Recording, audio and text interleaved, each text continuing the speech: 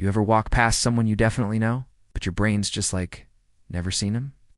Or someone compliments you and your first instinct is, they're just being nice. Yeah, that's your brain's spam folder. It's real. It's annoying. And you didn't even know it was on. Let's talk about it.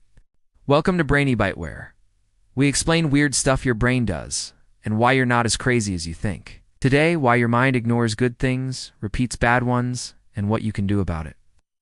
Your brain is overwhelmed 24/7, and the fact that you still haven't replied to that email from 3 days ago. It's constantly being hit with sounds, smells, texts, TikToks, intrusive thoughts.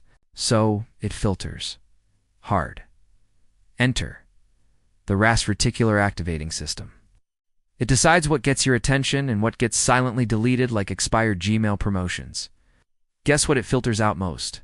Stuff that doesn't match your beliefs. So if you believe you suck at relationships, your brain's like, cool, I'll only show you evidence of that. Super helpful. Thanks, brain. Here's the messed up part. Your brain doesn't prioritize truth, it prioritizes familiarity, repetition, confirmation.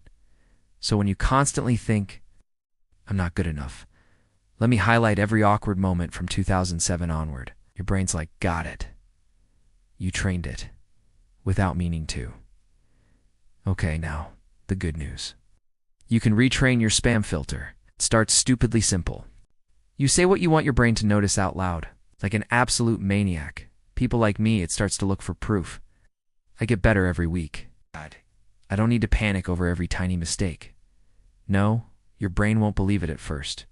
But if you say it enough times, that's the trick. You repeat the new filter settings until they stick. Try this.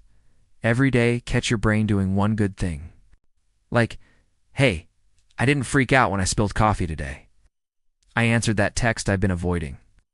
I resisted clapping back in that comment section. Notice that. Out loud. Write it down.